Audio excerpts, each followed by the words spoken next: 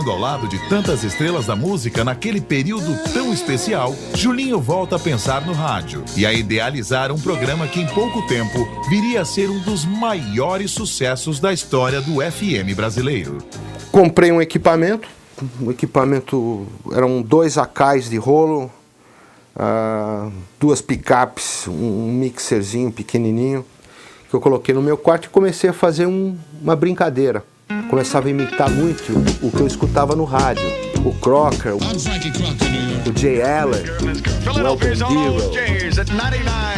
vários DJs da época que eram famosos, que eu imitava muito no meu estúdio. Eu fiquei imitava e escutava. E foi aí que começou todo esse estilo de rádio que eu criei, meio português, meio inglês, aquela mistura toda no rádio. O que ele imprimiu aqui no rádio foi a velocidade mais rápida de locução. Até então não era assim. Antes do Julinho, o cara falava, você ouviu aqui na rádio tal, a música tal.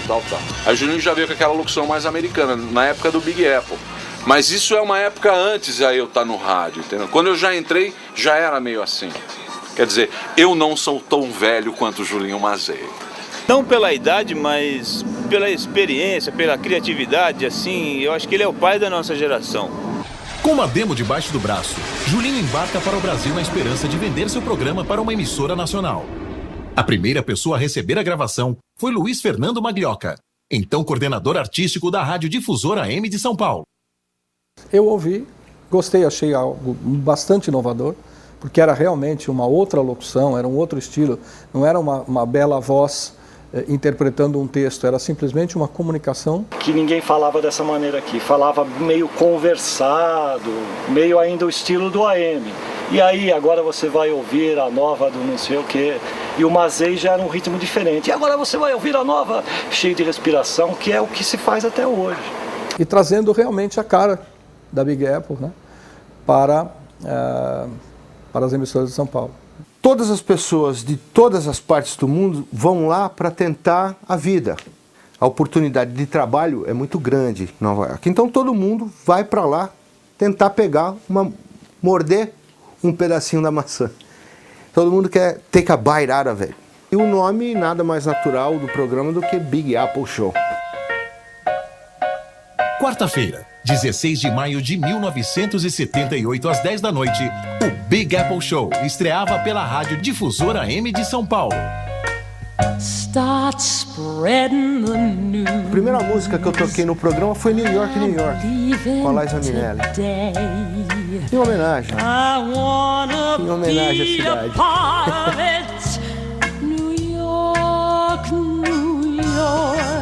Fazia tudo no programa.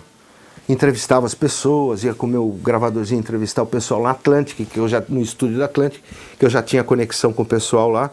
Tudo era diferente no programa que ele apresentava. Primeiro, eu me lembro até da frase inicial, Nova York é um tabuleiro de xadrez. Ele ensinava, no primeiro programa que viria a ser o piloto e também o que foi ao ar pela primeira vez, como é que se andava em Nova York. E ele começou a trazer novidades, coisas que aconteciam não só no mundo musical, mas na noite de Nova York. E isso tudo era uma grande curiosidade. Tanto que o programa, quando entrou no ar na Difusora, foi um sucesso estrondoso, milhares de cartas. Eu tocava de tudo no programa. Na realidade, eu tocava de tudo. Eu tocava rock, tocava soul, tocava R&B, tocava disco. O Big Apple Show era uma mistura de tudo, né? O Julinho Mazei eu conheci na época da Hi-Fi, anos 70.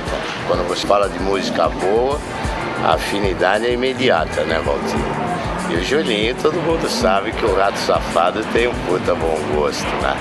Todos os apresentadores ouviam, gostavam e seguiam e tentavam fazer a mesma coisa, entendeu?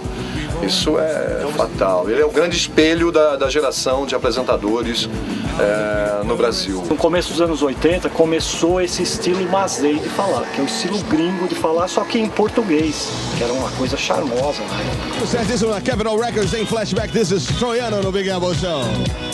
Os tempos eram outros e levar o programa ao Brasil era uma aventura, uma operação logística bem pouco convencional. Eu editava, eram fitas de rolo, a gente tinha que editar, errava, tinha que voltar, cortar de novo. Na Gillette, tudo na Gillette. Quando eu recebi o Big Apple pela primeira vez, eu tinha que fazer cópia, porque ele vinha em 4 pistas, eu tinha que copiar para full track. E ficava impressionado com a quantidade de splice que tinha na fita. E aprendi a usar detalhes com ele. Quando o Julinho estava produzindo o primeiro programa em Nova York, o Big Apple Show, o grande problema era como mandar a fita para o Brasil o mais rápido possível, sem custar muito dinheiro. Naquela época não existia FedEx ou coisa parecida, e para mandar via satélite ia custar o budget inteiro do show. Então o Julinho tinha que mandar a fita via Varig. Ele ia toda semana para o aeroporto e pedia favor aos passageiros para levar a fita para São Paulo. E aí eu pegava o nome do passageiro, telefone, ligava para a difusora e eles iam pegar no dia seguinte. Ou eu ia ao aeroporto na chegada do avião e retirava, ou ia à casa da pessoa, dependendo das circunstâncias do horário, para buscar o material e pôr no ar. O programa vinha na loucura, chegava na sexta à tarde para entrar no sábado à noite. Por vezes, esse material chegou quase minutos antes de ir para o ar. O Julinho ficou tão craque de aeroporto que ele sabia de longe as pessoas que estavam viajando para São Paulo por causa da bolsinha Samsonite que eles carregavam, que era a última moda na época, lembra? E aí depois a coisa ficou um pouco mais elegante, aí a gente tinha um malote, né? O programa havia acabado de estrear e Luiz Fernando Maglioca tem a ideia de aproveitar uma passagem de Julinho pelo Brasil para divulgar o Big Apple Show num programa de TV de grande audiência na época. Foi o Almoço com as Estrelas que eu não queria ir, mas que o Luiz Fernando Maglioca fez questão que eu fosse, que era um programa de altíssima audiência na época, levado ao ar pela TV Tupi. O programa era feito ao vivo e eu tive que ficar lá 1h30 com um bife na minha frente, frio, sem comer, com um bando de pessoas que eu nunca tinha ouvido falar e sendo entrevistado pela Lolita Rodrigues. Um momento histórico, esse Almoço com as Estrelas da TV Tupi.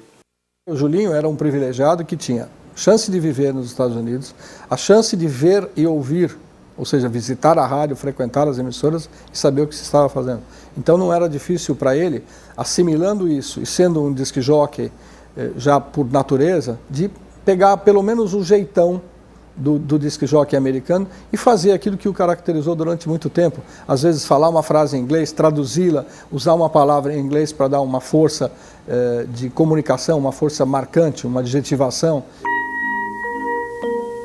E naquela época era muito difícil de vir discos e você conseguir comprar disco em Nova York e mandar para o Brasil. Demorava 3 meses, 4 meses, 5 meses para chegar um disco.